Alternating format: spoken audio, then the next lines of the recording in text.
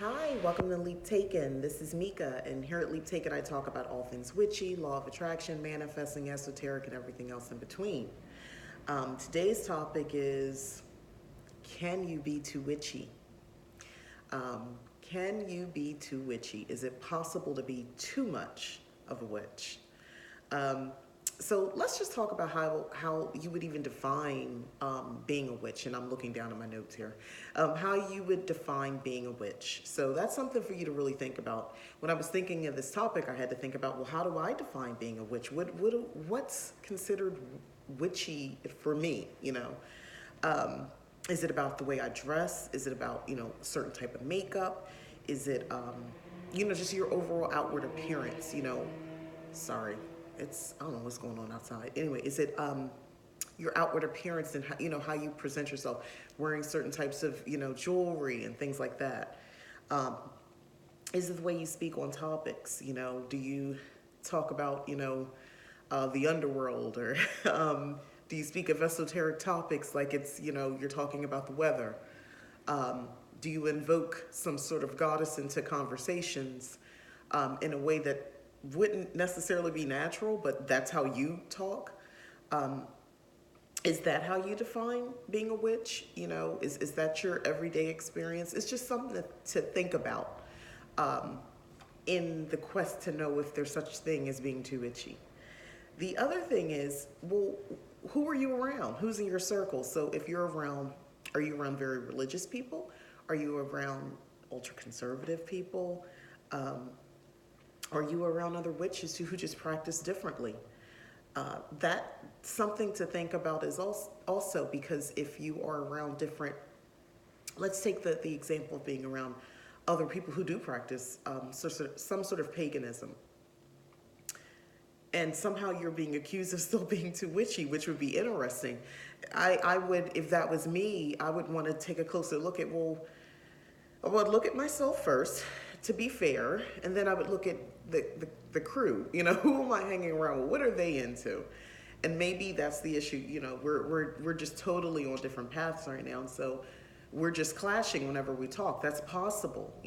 Technically, yes, because we follow a paganism, you would expect for us all to get along, but not necessarily. Not necessarily.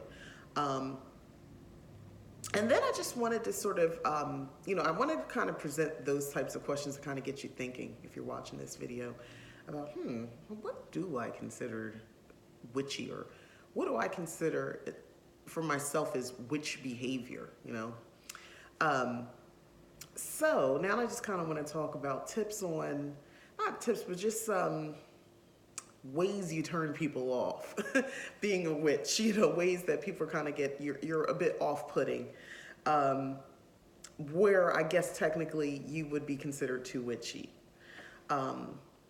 Injecting magic into every conversation. So I think this is something that more newbie witches, or definitely more newbie. And newbie witches could be somebody, you could be practicing for a couple of years and still be considered new, depending on how often you practice and how much you study.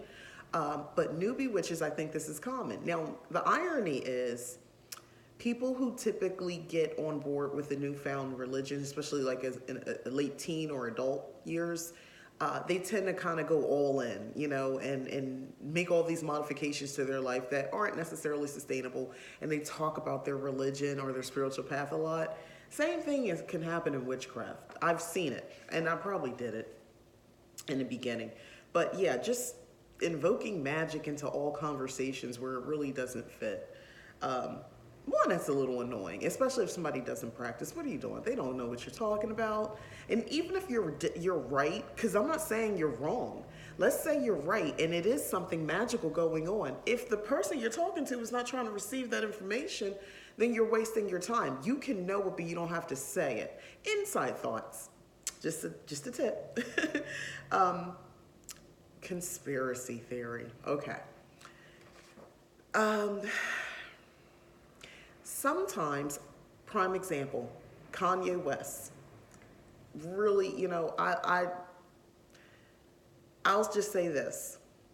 I don't think he holds the key. I don't think he's being used by a god or some other force bigger than us. I don't think that. I know there's a lot of people, YouTubers included, who talk about this and how this is part of some other awakening that's happening in the world or some sort of shift energetically, and he's an example of that.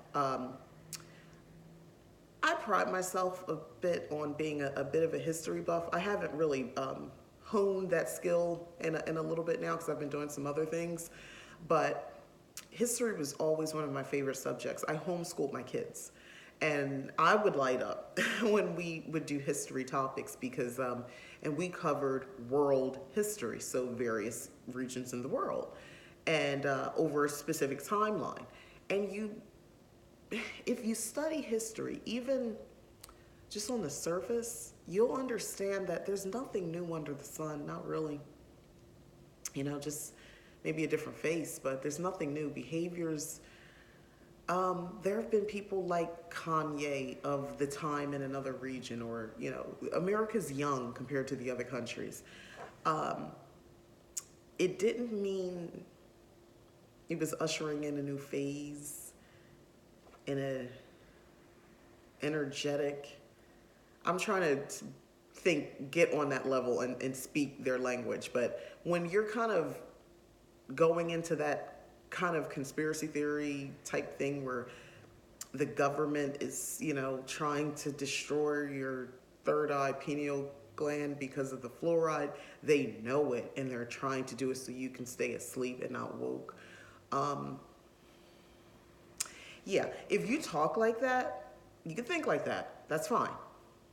But if you talk like that in general conversation to people you know and don't know very well, or just in general, that's just, one of your topics of discussion, and it all kind of comes back to some sort of esoteric, bigger force at play, yeah, maybe not. You listen, you can think whatever you want, and you can speak whatever you want, to be honest with you. I'm not telling you not to. Hey, I'm on YouTube saying what I want, right? So we're all free to say whatever we want, but there's consequence to that. You might be considered too witchy. And I'm not saying you're too witchy. I'm saying, depending on your circle, if you're talking like this every time you pick up the phone and so, hey, how's your day going? Well, I saw the cloud formations, and I know it's a bigger thing because Saturn and something is happening. I don't know. Look, just chill with it a little bit. Maybe you don't want to go into a long conversation about that because it kind of goes over people's head and you kind of sound a little wacko. Know your audience when you're talking. I think that probably sums up all of it, to be honest with you, but I'm gonna go ahead anyway. And that goes into the other thing, speaking esoterically all of the time. So, people just had daylight savings time end. Where I'm at, that's not an issue for me. But the rest of the country, they dealt with it. So could you imagine, somebody, you call somebody up and they're like, time is just, it's a human construct. It's not real. And it's like, right, but I gotta be to work at 8. I was just saying how, I got an extra hour sleep, so I felt better about myself, so I could function a day. So I was just grateful for that. Yeah, but none of it matters. And the person's talking to you like dead serious, none of it matters. Time means nothing. It's like, yeah, well, the people waiting on me at 8 o'clock feel differently. It's like, what are you doing? Again, you can think this, and on some level, I do believe time is a social construct, but we live in a society, and in order to live within the society and interact with the society, you kind of got to play by the societal rules, like time being a construct. Well, we got to agree that it is. Just like we agree that money has value. We all have an agreement that money has value, and we treat it as such.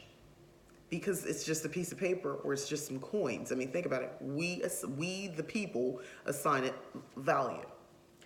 And that's not getting esoteric. That's just facts. That's just a fact. Back to the dressing. So if, let's say I were to go out to lunch with a friend, because I'm meeting people here. I live in a newer place. I've been here since the summer. So if I was to meet a new friend for lunch, I would not come dressed as Stevie Nicks. Not that there's anything wrong with that. And I do love a boho chic look and a good layered look. So I could pull that off now, don't get me wrong. But I probably wouldn't overdo it with the very dark eyeliner, very goth-ish, you know, look.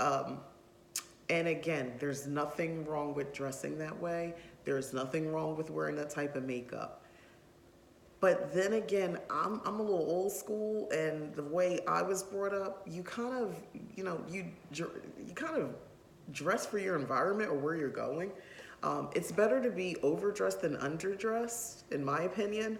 So I'm gonna want to look nice and still represent who I am, because how you look, the makeup you wear, all that is representative of who you are. So I'm not telling you to dial back your edginess, or especially if you're more edgy witch.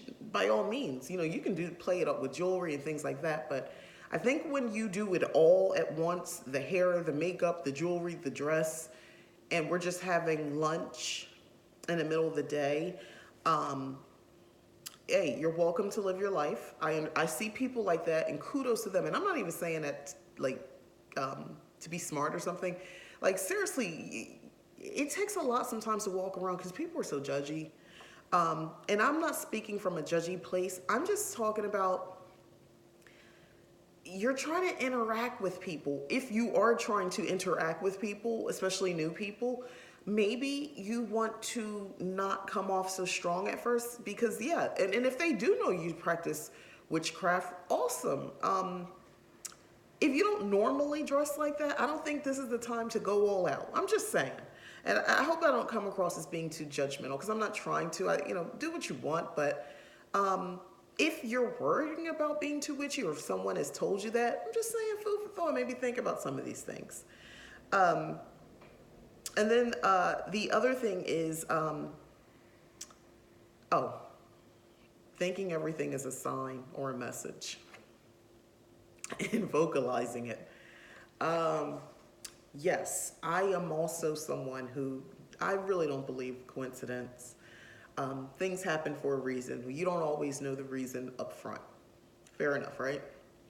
I may not have it all the information, but I know maybe the universe is getting my attention. I feel like that. Or maybe it's my ancestors, whatever. They're getting my attention. So now I'm more focused. Like, what is it? What are you guys trying to tell me? What's going on? So when things like that occur, I'm just more tuned in.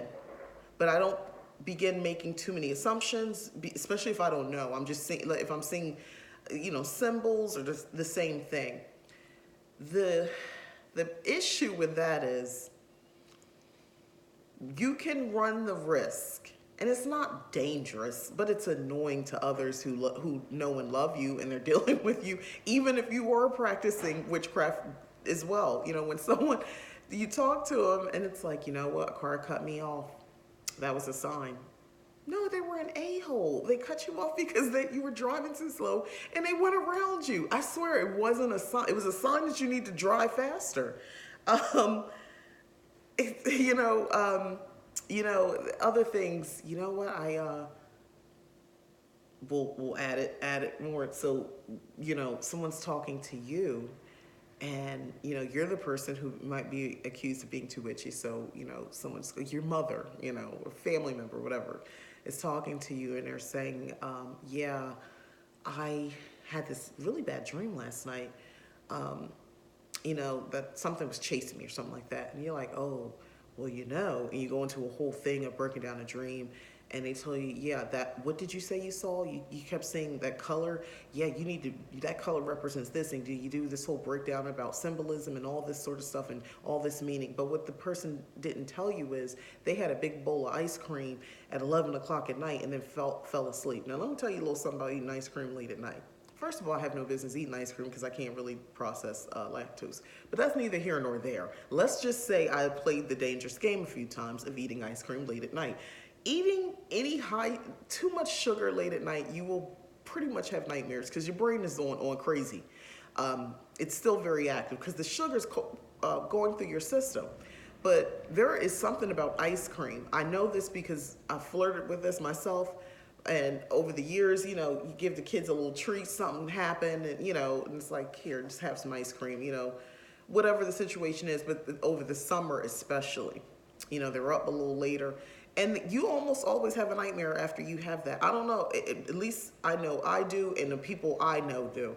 When they eat too much high sugar foods, desserts, basically late at night, a nightmare is on the horizon. Also, it's your subconscious. Sometimes it's not something witchy.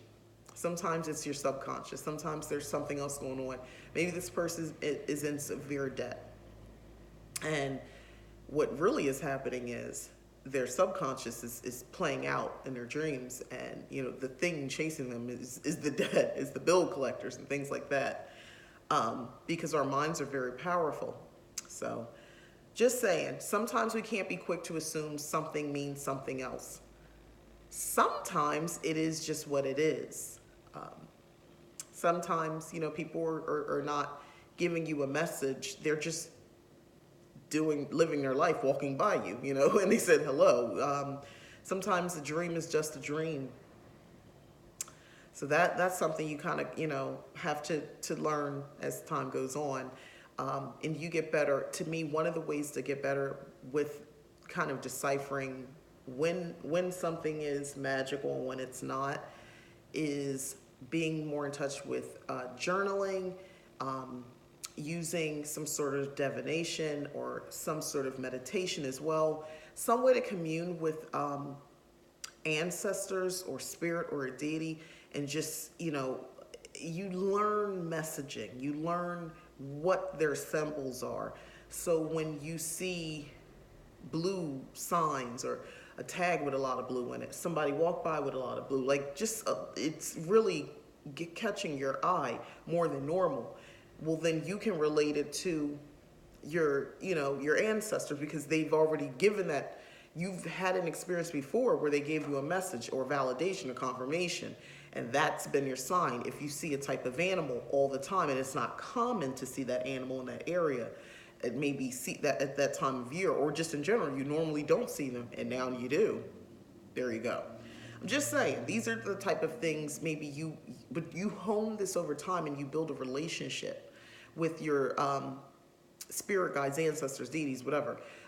You would build this relationship over time. It doesn't take a long time, but it is something that you have to invest time into, and then trust, and then you kind of learn. So that way you're not just walking around, and you see a feather on the ground and you just assume it was for you. Maybe it wasn't for you. Maybe it did have a magical intent or purpose, but it wasn't for you. You just happen to notice, but you watch and see somebody else pick it up and you thinking that's your message, and it's not.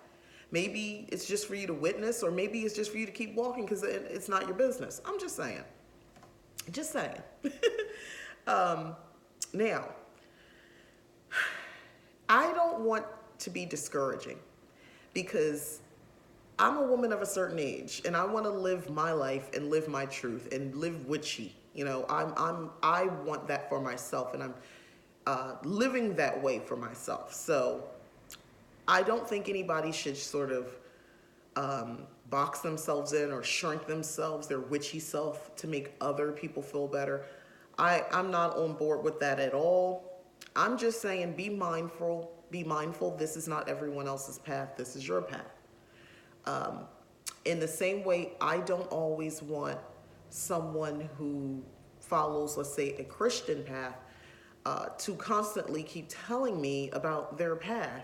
If you are my friend or someone I love and care about, and this is important to you, and it fits what you're trying to tell me, I'm listening, and I'm going to be very respectful.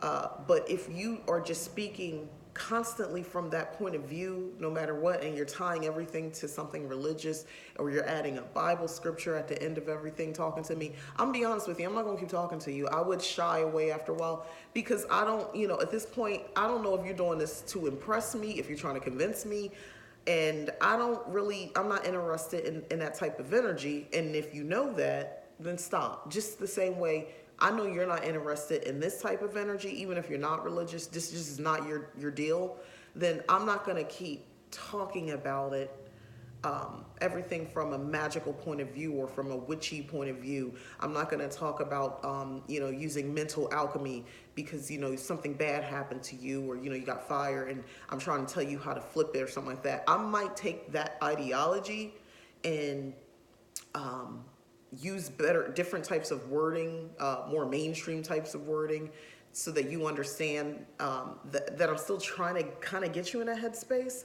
But at the same time, if I'm your friend and you just got fired from your job, I'm really just going to let you vent and let you talk, because that's really what you need anyway. You're not really looking for me to tell you to do anything, unless you ask me specifically. And if you do, heck yeah, I'm going to go ahead and do some prosperity spell or some good luck charm or something like that, or whatever it is to help you find another job, or that your severance package would last for a long time. I'm your friend to do that. um, also, okay. Now here's an interesting one. And this was something I had to process years ago. You don't have to take on some alternate personality to be a witch. Okay? You don't have to act like what you think a witch acts like. You don't have to. You can, but you don't have to. If you're a quiet kind of person, I'm a nerd. I like to read all the time. I was in IT for years. I did other types of career stuff, but I'm basically a nerd. If you knew me probably back when I was in high school or something like that, yeah, if you think about it, like, yeah, she kind of came across like that a little bit, and that's fine. That's who I am innately. That's who I am. So, which by the way fits in great with being a witch. But anyway, because research, I love doing that. But I'm a nerd. I'm more of an introvert. And it took me some time to get comfortable even understanding that I was an introvert and to be okay with that. That's who I am. My magic reflects my personality. I'm a solitary witch. That's the first clue, being more of an introverted person. I enjoy being in my home. I enjoy making my home special, visually, but energetically as well. So cottage witchery works great for me. That, again, my personality lends right into that type of magic. I don't feel the need to take on a different type of personality to practice witchcraft, because I feel like I'm just as powerful being me. Quiet old reading a book, me. So, that's just something to think about. If you are being accused of being something, or is that even really who you are? Is that the persona you're applying since you've gotten into this whole witchcraft thing, Okay, and so I was reading something. I don't know why this itch right here. I was reading something online, and it was on Instagram. It was if you subscribe to any witchy stuff on Instagram, you probably saw it too. It was saying something about being a witch. You're a witch, and it gave a little bullet point. One of the things, if you love nature. All right, fun fact, guys. I have really bad allergies. My allergies are acting up right now, and I have a sinus pressure. I've already taken something. I'm going to have to take something again because the pressure is building. So I have serious seasonal allergies to begin with. Being outside at certain times of the year for long periods of time is torture for me. So, yeah, do I like nature? Yeah, I love it. Do I like the idea of it? Yes. Can I be in nature all the time and breathe and function? Maybe not. Same for this whole thing about having a familiar. I am not a cat person. I have never been a cat person. I'm low-key probably I'm distrustful. I don't want to say afraid. I'm distrustful of cats. Not because of something somebody told me or something like that. No, I've had one-on-one interactions over the years with cats, and we just don't get along. I think it's something about me. They like, you know what, we not cool with you. And I've lived in different states and dealt with different cats around the country, and none of them liked me. I actually once tried, when I was about 19, 20, I called myself getting myself a cat. me and the cat was in the, I think I owned a cat for the weekend and I had to give the cat away because it just did not work out. Neither one of us was trying to be around each other, and it was just an issue. So I'm not a cat person. So the idea of the whole witchy aesthetic of the familiar with the cat, I read about these stories and I love them. I read little witchy cozies I get from my Kindle Unlimited, and I love doing that in my pastime. So I read these stories, I'm like, oh, that's so warm and that's so cute how the cat, is nice. And people in real life with cats, and, they get satisfaction out of having their pets. Some people call them their familiars. I just know that's not me. So guess what? I'm not going to adopt a cat to play out some witchy aesthetic. That's not me. One, my allergies would, I'd really be sick, because that's also an issue for me with allergies. I'm all over the place with that. So I'm really trying to make myself sick, trying to live out some crazy witchy, and I say crazy because it's in my head or my interpretation of what being a witch is, you see? That would be ridiculous. So again, just something to keep in mind. And then the last thing I just want to say on this, if you are being accused of being too witchy, or you think you're too witchy, find more witches. Seek out like-minded people. You need an outlet. And that could be really all it is. You need a place to go and wear your jewelry and your outfits and talk, about the clouds in the sky and, everything else, and bring your cat. You need your people. You need some people to connect with. And if that's got to be online or some sort of virtual world, let it be. That's fine. If that's what you got, that's what you got. Because I don't discount virtual friendships. They can be real. Because we're people behind the keyboard. And if people are being free about who they really are and they're sharing that with you, then you have a real relationship. It doesn't matter if you physically are in the same room.